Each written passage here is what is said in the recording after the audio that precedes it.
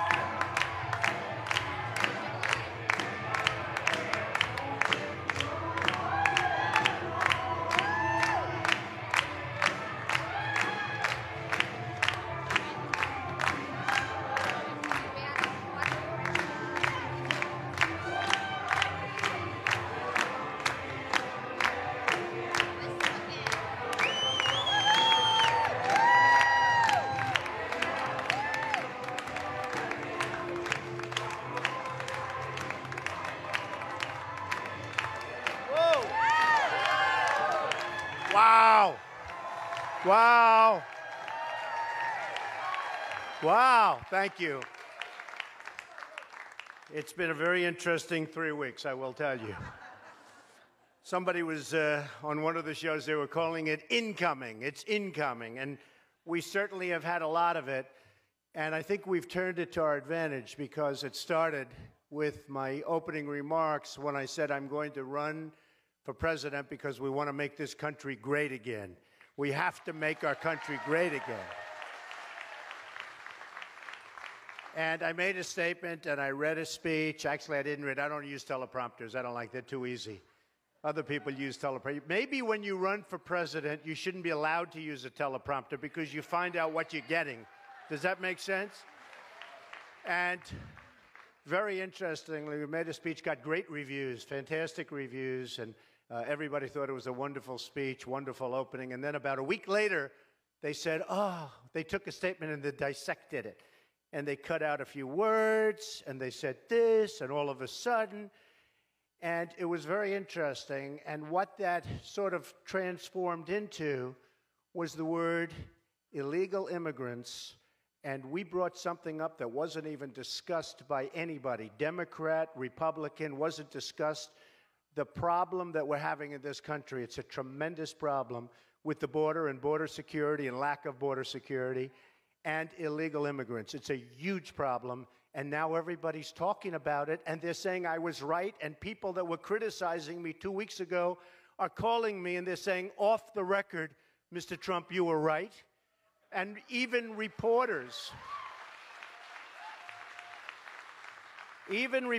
a couple of them called, and they sort of don't. I said, would you go on the record? No, we don't want to do that. But we're getting great credit. And then last week, as you know, we had a tremendous rally, 15,000 people in Phoenix, Arizona, and it was unbelievable. And they really came for a reason, and it was illegal immigration. They're being decimated. They want it stopped. I want people to come into the country, but they have to do it through the legal process.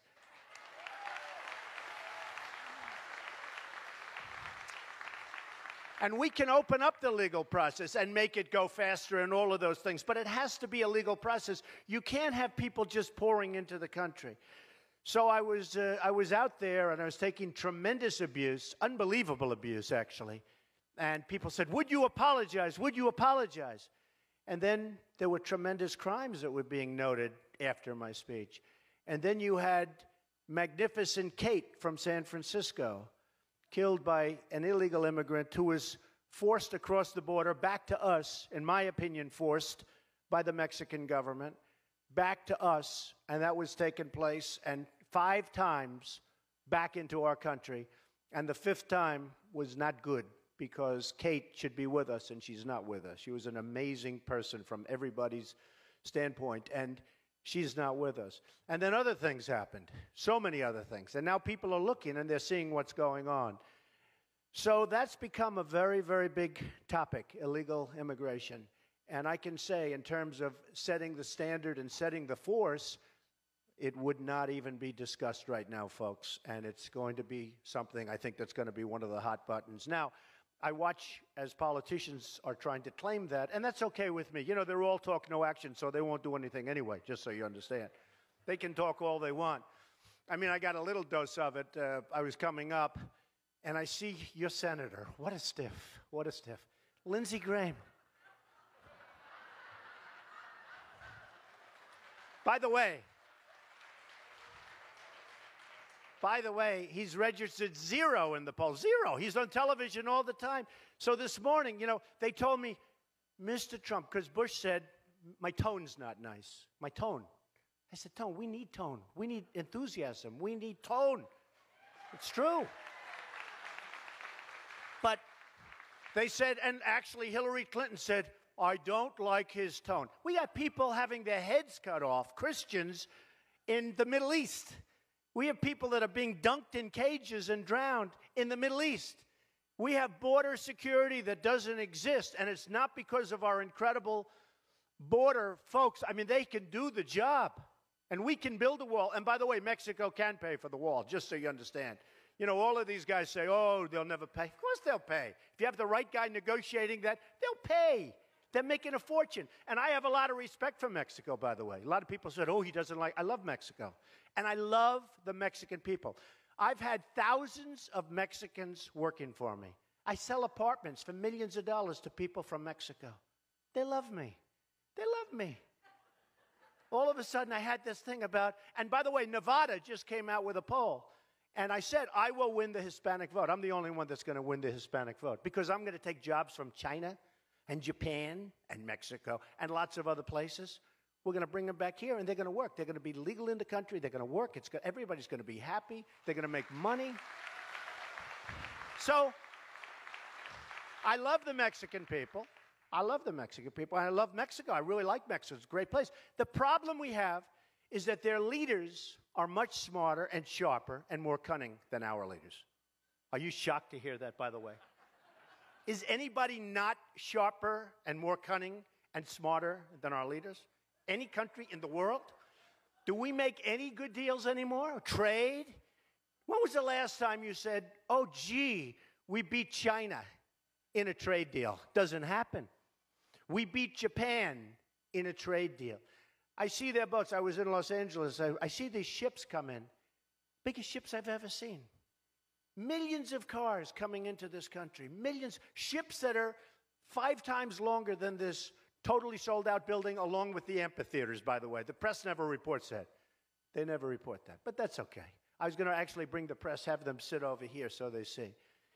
But totally, just biggest ships. Cars, cars, cars. They just cut their yen. You know, they just cut their currency. Now it's going to be even harder. I tell the story. A friend of mine's a great excavator. That's what he does. He digs foundations. You didn't think I knew people like that. Those are my people, let me tell you. This guy's great. He's a great excavator, and he was very, very upset because his order for new excavators, excavation equipment and tractors, I said, what's wrong with you? He goes, well, I didn't buy Caterpillar. All my life I bought Caterpillar, and now I went to Komatsu. I said, why did you do that? He said, because Japan just cut their currency so low, Donald, that I had no choice. I had to do it. I feel so guilty. He said, but I owe it to my wife and my family and my employees and the company that I built. They couldn't compete with it. And I said, isn't that sad? I said, do you mind if I use that story? He said, use it. What do you mean use it? For what? I said, I'm going to run for president. That's a good story for me, to be honest. But that's happening, and it's happening even worse with China. They manipulate their currency better than any country in the history of the world in history. History. They're killing us. And if you want to do business with China, it's almost impossible. Because believe me, they tax you. We don't tax because we have people that are stupid. You know, free trade, I believe in it. I believe in it. Totally. I'm a free trader. The problem with free trade is you need smart people on our side. Okay? We need smart people. I could take some of the people up here, or I could put them in. They do a great job. But we need smart people. And when you don't have smart people, free trade is not a good thing because it's killing us. So I believe in free trade, but we got to get the right people. Now, China loves me. Who's worse to China than I am? I'm constantly talking about how they're ripping us off, everything else. And yet I just signed a lease with the largest bank in the world from China. They're in one of my buildings. I sell apartments for $25, $35, $45, $12, $9 million to people from China. I own a big chunk of the Bank of America building in San Francisco. I beat the people from China. I win against China. You can win against China if you're smart. But our people don't have a clue. We give state dinners to the heads of China. I say, why are you doing state dinners for them? They're ripping us left and right. Just take them to McDonald's and go back to the negotiating table. Seriously. It's true. So then they talk about the tone, you know, Hillary and all of them. And then I see Rick Perry the other day, and he's so, you know, he's doing very poorly in the polls. He put glasses on so people will think he's smart. And it just doesn't work. You know, people can see through the glasses. But he's got the glasses, the whole deal. Oh, Trump, huh? I say he did a lousy job on the border. You know, the new governor, Governor Abbott, has put in things that should have been put in a long time ago. But I see him, he's so vicious. You know, he used to be really a nice guy. He used to come to see me for contributions and support. All of a sudden, he wants to show he's a tough guy with Trump. So tough. But, you know, the whole thing, and he was very nasty. And then you have this guy, Lindsey Grahams, a total lightweight. Here's a guy in the private sector, he couldn't get a job, believe me. Couldn't get a job. He couldn't do what you people did. You're all retired as hell and rich, okay? He wouldn't be rich. He'd be poor. But Lindsey Grahams, now they say, Donald, your language is inflammatory. Now, I went to the Wharton School of Finance. I was a great student. I built a fortune. I've had many bestsellers. The Art of the Deal is about the biggest selling business book of all time. Did a show that everybody said is going to fail called The Apprentice. And it was a tremendous success. Tremendous, one of the most. By the way, 15 copies of The Apprentice. Every one of them failed. And then they renewed it, by the way. They thought I was going to do it. I said, no, you don't understand, NBC. The head people from NBC and Comcast, they came to my office. And they said, recently, like a few months ago, they said, please, don't run. We've renewed The Apprentice. It did great. We had a good last season. Even after 12 years, 14 seasons. I had a great season. And all these copies, everybody did a copy. I won't name the names because I don't want to embarrass anybody, but, you know, important names. Not like Trump, but they're important. And they all failed, most of them immediately. So NBC renews The Apprentice. Everyone said, well, I thought you were running for president. I am. Well, they don't understand it. Well, I told them I'm not doing it. They didn't believe me. Mark Burnett called me. He said, they've given you a major renewal. They did, 28 shows. 28 shows, that's a lot. You know how much money I give up by doing this? These politicians, they run and they win, and sometimes they lose, and they keep running. That's all they do is run. Most of them don't know what they're doing. They just run. They're like, you know, like you wind them up and they run for office. They don't do anything when they get there. I know them better than anybody. So they say they didn't like the way that, you know, I'm a little loud. I'm a little too strong, but they don't like it. And then I watch this idiot Lindsey Grahams on television today, and he calls me a jackass. He's a jackass. You know, I built a company. They all said I'd never run. I announced I was going to run. They all said, oh, that's the problem. Well, he'll never file his form papers. That was 2 weeks ago. I filed my form paper. Oh, well, he'll never file his financials.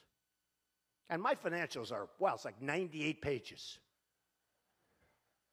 By the way, a lot of these politicians haven't filed them, and they're like a half a page, and they still haven't filed them. I'm the only one that's filed practically. A lot of these guys haven't filed. That was one of the things you have to do to get in the debates. So everyone figured, oh, we'll keep Trump out of the debates because he'll never file his financials. because he doesn't want people to see that maybe he's not as wealthy as people thought. Well, it turned out I'm much wealthier than people thought. I built a great company. I wanted to file. If for no other reason, I'm a private company. It's like, I can't tell you how rich you are or how rich you are. You know, you got a lot of money, I guess, but who the hell knows? Nobody knows how rich I am. So now I had to file. So it's over $10 billion, hundreds of millions of dollars a year, and I made $213 million, filed, certified. On The Apprentice, can you imagine? They paid me $213 million. So you know what that means when I give up The Apprentice to run, to help you people straighten out this mess that everybody's created, that the politicians and Obama have created? I mean, it's very expensive and it's very everything, and I don't care. And when I say about the $10 billion, it's much more than that, but that's okay. I wanted to be conservative. When I say about the $10 billion, I'm not doing that to brag. Who cares? Who cares? If you have $1 billion, you can live very nicely. I'm only kidding.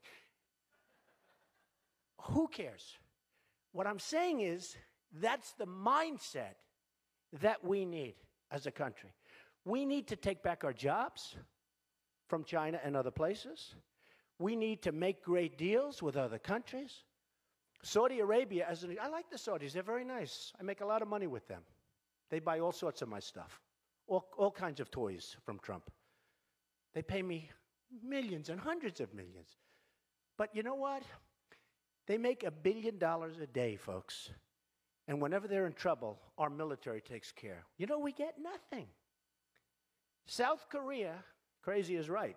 Who said that? Stand up. Stand up. He said it's crazy. It's true.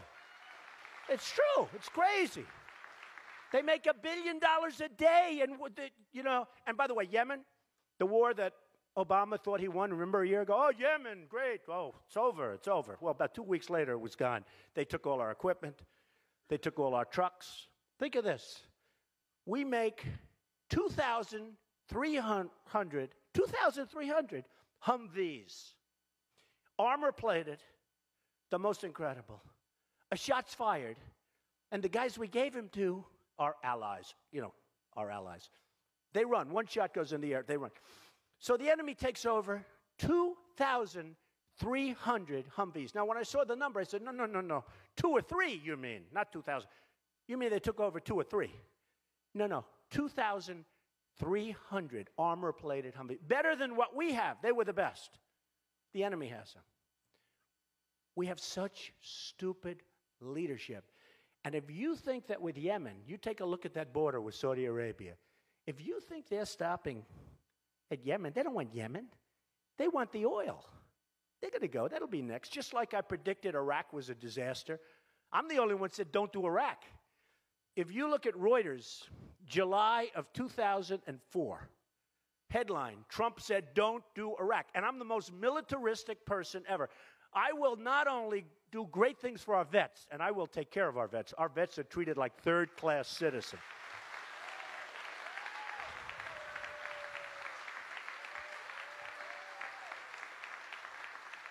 But I will build a military that's so strong that we'll never have to use it because they're going to say, we're not messing with that guy, and we're not messing with that country.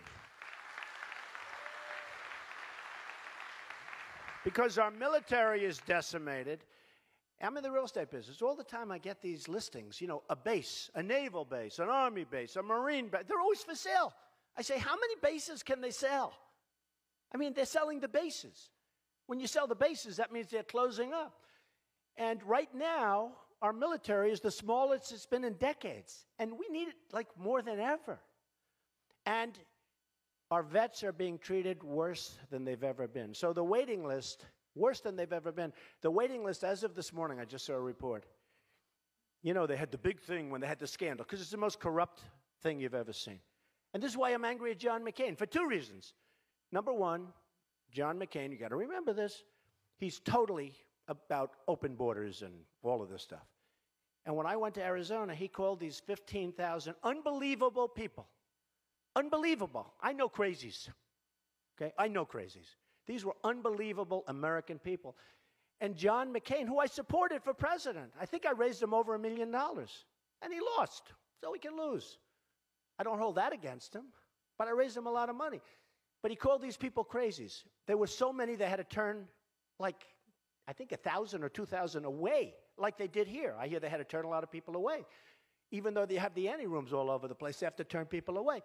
That's the kind of crowds we're getting. But he said that, and today, I hear the waiting list, the longest it's ever been. I hear it's worse than it's ever been. And 2 years ago, remember, in order to get rid of all of the problems, they threw more money at it. But when you have incompetent people at the top, and they put a new guy, but he's not the right guy. He doesn't know what the hell he's doing, according to everybody I know. He has no clue. I know the best people. I know the best managers. I know the best deal makers.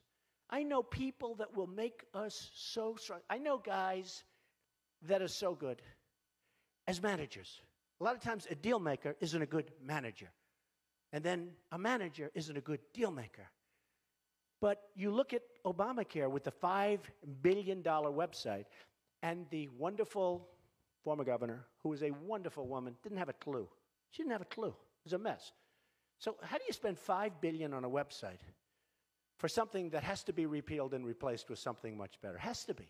Has to be. We have no choice. Because it's bad for the people. The premiums are going through the roof. The deductibles are ridiculous. You'll never get to use it unless you get hit by a Komatsu. It's the only way you get to use it. It's true. Not Caterpillar. We don't buy them anymore, remember. So this guy, Lindsey Graham, gets out, and he's out there, and he calls me a jackass. I'm supposed to be nice. I'm trying to be nice. You know, I'm working hard to be nice. But every time I turn on, I have some guy that is hitting me, like, hard. Now, the reason they're hitting me, in all fairness, is when you register 0 in the poll, what the hell? They have nothing to lose, right? And then I thought to myself about Lindsey Graham, you know, I thought it was a very bad statement. You know, you build a fortune, you're a smart guy, you want to do something great for the country. I'm giving up millions of dollars. I had Macy's terminate a deal because, oh, Don, you're a little controversial. You're talking about illegal immigration. I said, it's illegal. But they had no guts. No, it's true. It's true. And all over the world, a friend of mine calls me from Paris. Oh, Donald, it's so bad about losing NASCAR. I feel so badly for you. It says, Trump loses NASCAR. Headlines on a business paper in Paris. Guy calls me up to pay condolences. You know what it was? It was a banquet at Doral, one night. It was a one-night banquet at Doral. I'll rent it to somebody else for more money in about 2 seconds in Miami. The next day, Trump loses ESPN. ESPN severs ties with Trump. It was a golf outing for 120 golfers from ESPN at my course in Los Angeles. So now they're going to go to a crummy course because this course is much better than the one they ultimate. It's like not even a contest. So they'll play at this crummy course. By the way, they'll all be back next year. They already told me that. Hey, Don, we're going to get out for a year. We'll be back next year. I said, okay, that's okay. I keep their deposit. They both, no, they gave me, no, 100%. 100%. I keep their deposit, and I rent it, so I get 2 for the price of 1. We know what that feeling is. But, you know, all over the place. But it's still a lot of money. Then I sued Univision and NBC. That's going to be easy. I mean, the whole thing is, like, ridiculous. So I give up a lot. But this guy, Lindsey Graham, so he calls me a jackass this morning. And I said to myself, you know, it's amazing. He doesn't seem like a very bright guy, okay? He actually probably seems to me not as bright, honestly, as Rick Perry. I think Rick Perry probably is smarter than Lindsey Graham, but what do I know? Actually, I said about Rick Perry that he said, I shouldn't be debating because my spirit is wrong for America. Okay, all I want to do is make us rich, save your Social Security, stop having everyone rip us off, and I have bad spirit, right? So he said he shouldn't be allowed on the debate stage. I said to myself, he shouldn't. And then I tweeted, I have many millions between Facebook and Twitter. It's great. It's like owning a newspaper without the losses. It's incredible. Incredible. So I tweeted that Rick Perry should have to have an IQ test before getting on the debate stage. And people said that was tough. But today I got called a jackass by this guy. And then I said to myself, hey, didn't this guy call me like 4 years ago? Yes. He called me 4 years ago, 3, 4 years ago. Lindsey Graham, I didn't even know who he was. He goes, Mr. Trump, this is Senator Lindsey Graham. I wonder if it would be possible for you to call Fox. Because, until I ran, I had that little thing which I do just for fun. Fox and Friends are so great. Brian and Steve and Elizabeth. They're great people, right? They're great. And he wanted to know whether or not I could give him a good reference on Fox and Friends, okay? He wanted to know, would I do that? And then, of course, he wanted to know whether or not he could come and see me for some campaign contributions. And, I give to everybody. People say, oh, you gave to the Democrats. Oh, of course I do, because I'm intelligent. You gave to the Republicans. You gave to Hillary. You gave here. Of course I do. When I want something, I get it. I was a businessman until a few months ago. When I want something, I give here. And that's part of the problem with our system. Until a couple of months ago, I could have anything, believe me. If a Republican wants, I give. When I need something, I call. Hey, oh, Mr. Trump, sir, how are you? What can I do for you? I said, nothing really. Be at my wedding, make sure, please. Okay? Or whatever I want. Part of the problem we have. See, with me, I don't need anybody money. Nobody has to give to me. People are sending me money anyway. I said, you don't have to bother, please. Don't bother. Don't give me any. I don't need money. I'm doing it myself.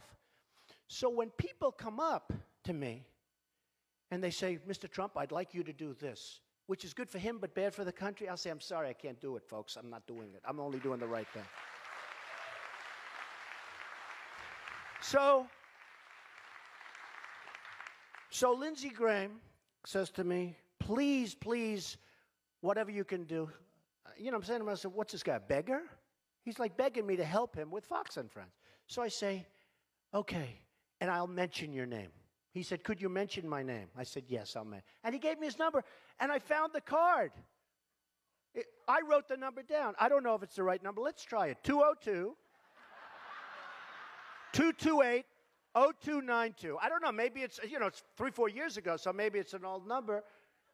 202-228-0292. So, I don't know. Give it a shot. Your local politician, he won't fix anything, but at least he'll talk to you. So with the vets, I will get things fixed, because that's what I do. I make things better. I made a fortune by I Doral. It was in trouble. I took it out of bankruptcy. I made it. Now it's one of the top resorts in the world, in Miami. Thank you. But we have to make our country better. We have to make our country stronger. And we have to make our country richer, and we have to do it fast. We really have to do it fast, because we don't have that much time left.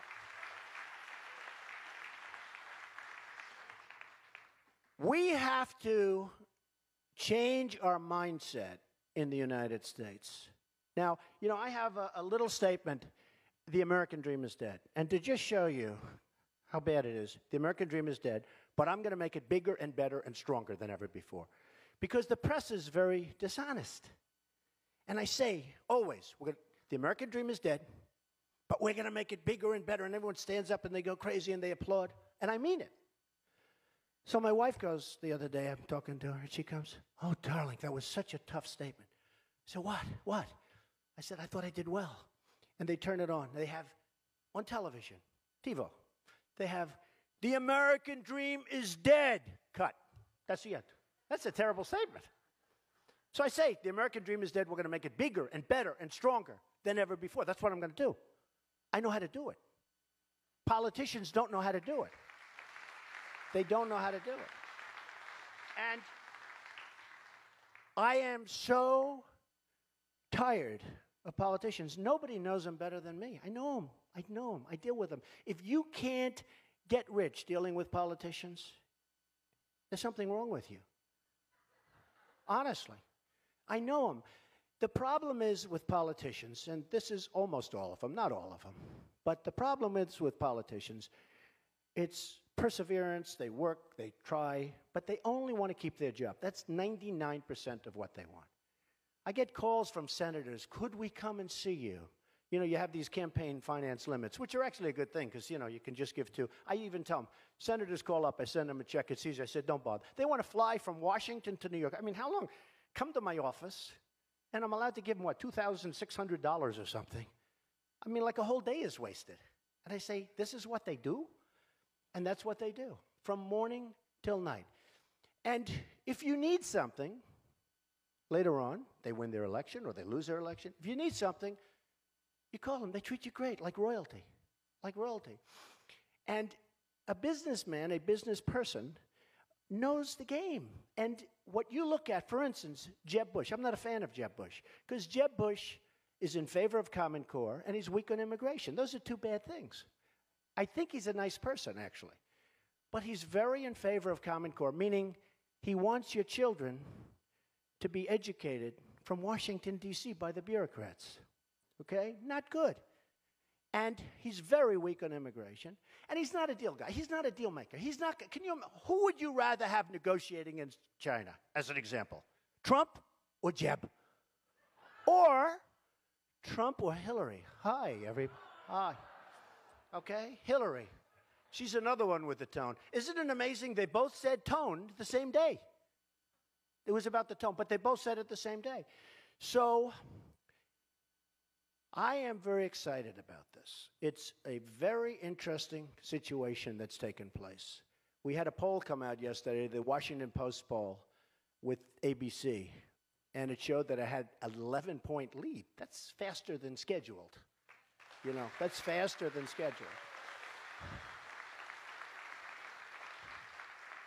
I mean, that's the good news. The bad news, it drives people crazy. And I don't really know why, because all I want to do is make our country great again. You know, it's like, aren't we all on the same track? Whether you're a liberal, a Democrat, a conservative, a Republican, or all of them, I mean, aren't we like sort of all on the same track? You want to make our country great.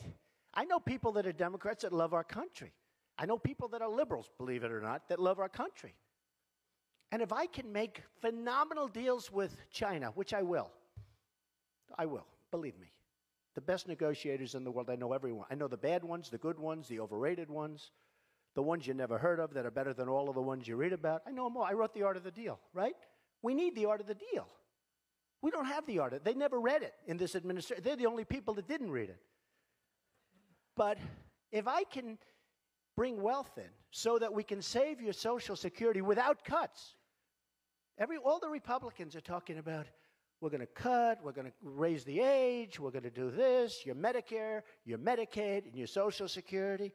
But I'm the only one that knows how to do it. And the way you do it is you have to make our country vibrant so that we can afford it. Right now we can't afford it. Our GDP went down in the first quarter. It's like down. China went up to 7%, and they're beside themselves. How come it only went up 7%? And China, 1 year ago, was announced that China now is the #1 in the world. You know that. Economically, from the standpoint that so matters. China, this is unthinkable. We've allowed them, and it's our money. I mean, I love Apple, but where are they made? What do they have, an office here, and all the workers are over there? We got to change it around. We got to incentivize them so we make Apple and all the other things. They got to be made here. And if China isn't treating us fairly, we have all the cards. The administration doesn't know this. If they're taxing and we're not taxing, which they do, by the way, then we have to make sure that they pay a penalty. And they will stop immediately. And if they don't stop, we'll get rich on receiving taxes from them. And we don't even want to bring up the word. So we're going to save your Social Security. We're going to make it strong and solid. Medicare, Medicaid, we're going to stop the waste and the abuse and the fraud that goes on. We're going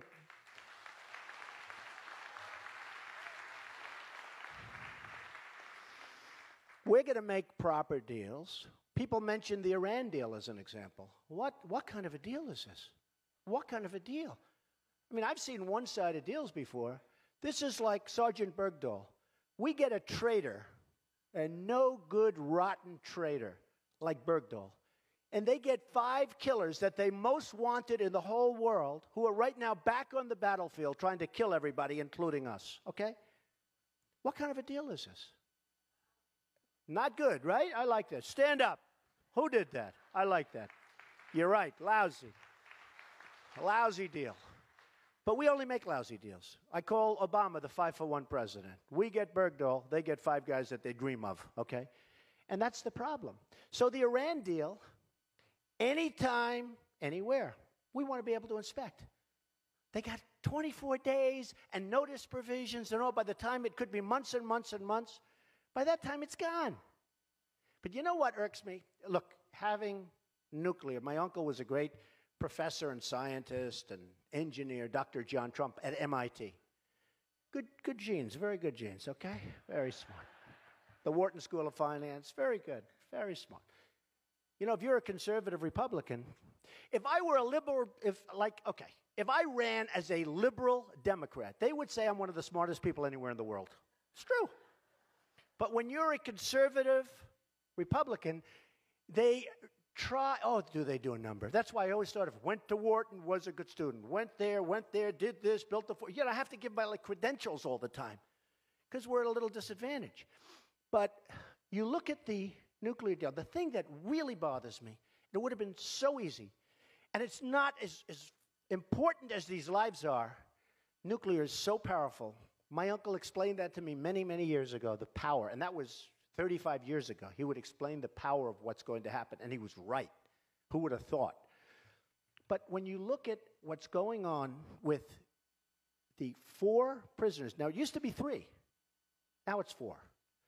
But when it was 3, and even now, I would have said it's all in the messenger. Fellas, and it is fellas because, they haven't figured that the women are smarter right now than the men, so, it's going to take them about another 150 years.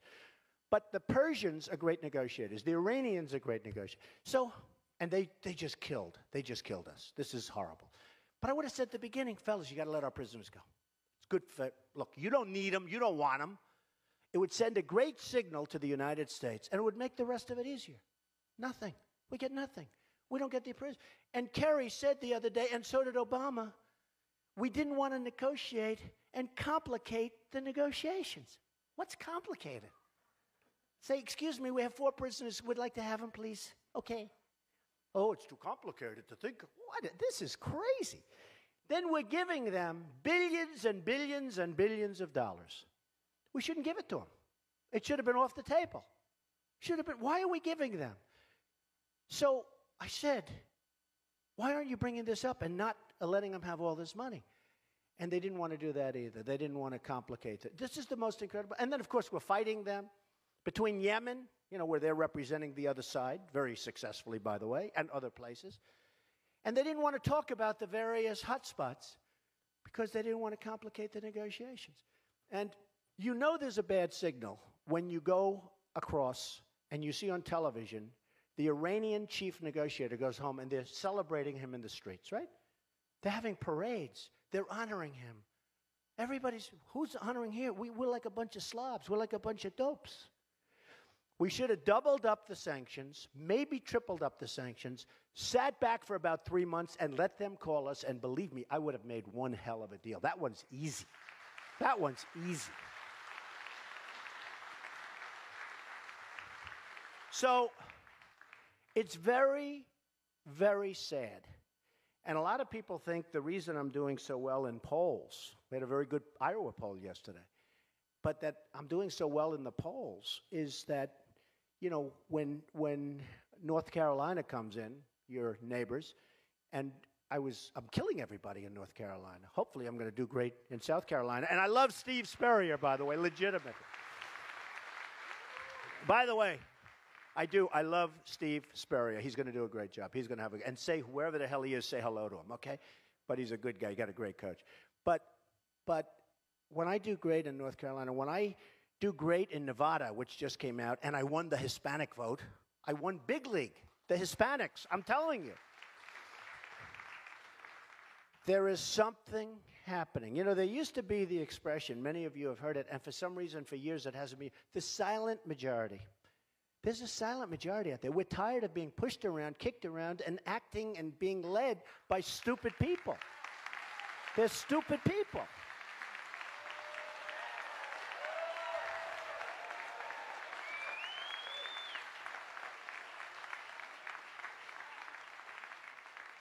I mean, you have a president who can't just say a few words. Put the flags at half-mast for the 5 Marines that were just killed. Why? Why? Why?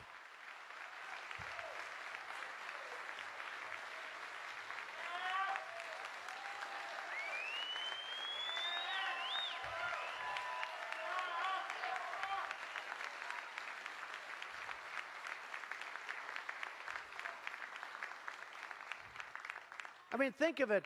Think of it. How easy. It's almost like, does he read the papers? Does he watch television?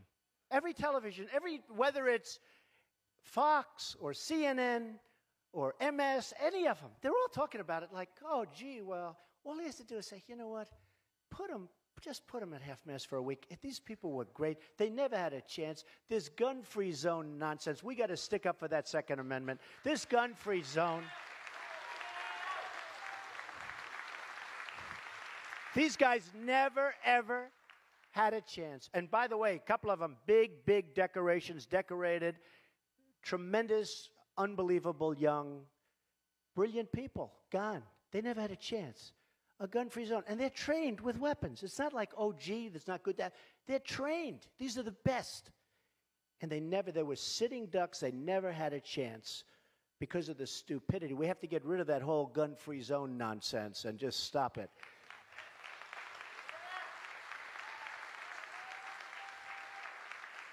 You know, in some of the communities, our recruiting stations and recruiting areas, they actually have civilians surrounding. Can you believe this? Civilians are surrounding that are armed to protect the military soldiers that are our best and our finest, and they're in there, and they don't have guns. So we have civilians surrounding. This is what our country's come to.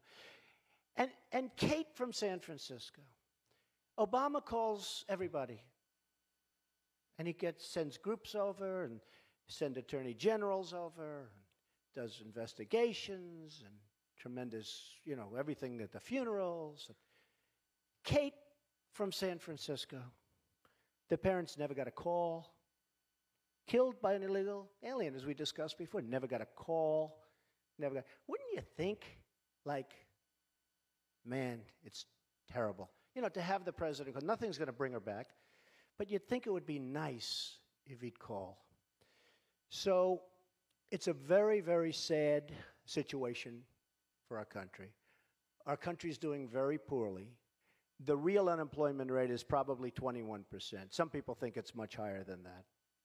This 5.3 and 5.5, it's total not. You give up looking for a job and you're considered employed. It's a total joke. Bunch of clowns. Bunch of real clowns. But we probably have 21%. A report came out 2 weeks ago, said it's actually 42. The real rate is actually 42%. Could be, but I'm saying 19 to 21%. We have negative growth. We have every country that we do business with looks at us as a patsy. Stupid, stupid people. And everybody's ripping us left and right, no matter whether it's militarily, whether it's with ISIS. I mean, we can't beat ISIS. Tell that to General Douglas MacArthur, we can't beat ISIS. Tell that to General George Patton. Oh, General, we can't beat ISIS. Okay?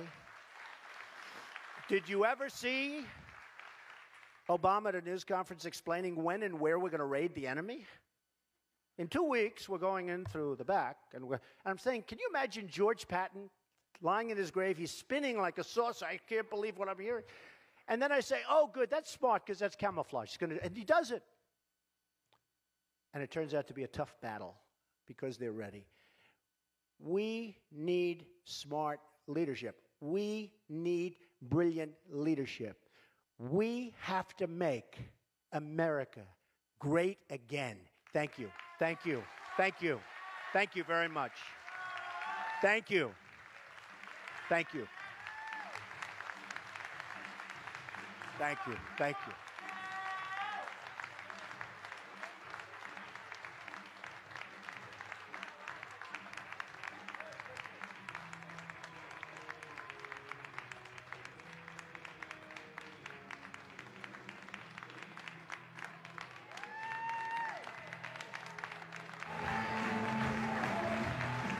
Everybody thought it was a wonderful speech, wonderful opening, and then about a week later, they said, they took a statement and they dissected it. And they cut out a few words, and they said this, and all of a sudden, and it was very interesting. And what that sort of transformed into was the word illegal immigrants, and we brought something up that wasn't even discussed by anybody. Democrat, Republican, wasn't discussed. The problem that we're having in this country, it's a tremendous problem with the border and border security and lack of border security. and illegal immigrants. It's a huge problem, and now everybody's talking about it, and they're saying I was right, and people that were criticizing me 2 weeks ago are calling me, and they're saying, off the record, Mr. Trump, you were right. And even reporters, a couple of them called, and they sort of don't. I said, would you go on the record? No, we don't want to do that. But we're getting great credit.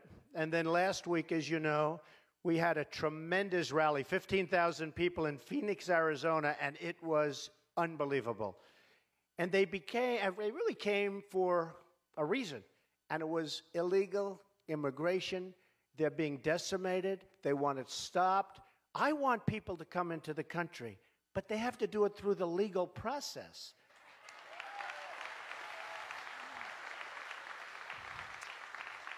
And we can open up the legal process and make it go faster and all of those things, but it has to be a legal process. You can't have people just pouring into the country. So I was out there, and I was taking tremendous abuse, unbelievable abuse, actually. And people said, would you apologize? Would you apologize? And then there were tremendous crimes that were being noted after my speech. And then you had Magnificent Kate from San Francisco, killed by an illegal immigrant who was forced across the border back to us, in my opinion, forced by the Mexican government, back to us, and that was taking place, and 5 times back into our country. And the 5th time was not good, because Kate should be with us, and she's not with us. She was an amazing person from everybody's standpoint, and she's not with us. And then other things happened, so many other things. And now people are looking, and they're seeing what's going on. So that's become a very, very big topic, illegal immigration. And I can say, in terms of setting the standard and setting the... Waiting for. Now let's give a big Palmetto State welcome to the next President of the United States, Donald Trump.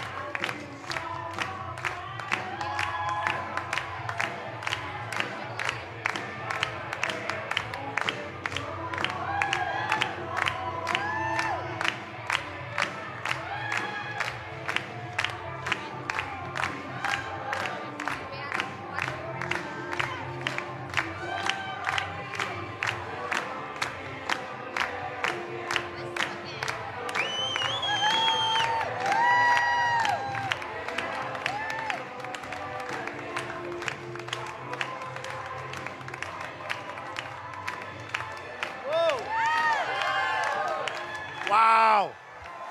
Wow. Wow. Thank you. It's been a very interesting 3 weeks, I will tell you. Somebody was on one of the shows, they were calling it incoming. It's incoming. And we certainly have had a lot of it.